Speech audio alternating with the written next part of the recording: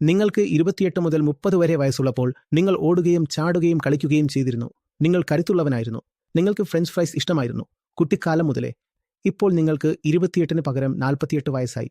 എന്നിട്ട് നിങ്ങൾ പറയുന്നു, എനിക്ക് ഫ്രഞ്ച് ഫ്രൈസ് ഇഷ്ടമാണ്, ഞാൻ ഇപ്പോഴും കഴിക്കുമെന്ന്. എന്നാൽ നിങ്ങളുടെ ജീവിതശൈലി ഇപ്പോൾ പൂർണ്ണമായും അനങ്ങാതെയുള്ളതായി മാറി.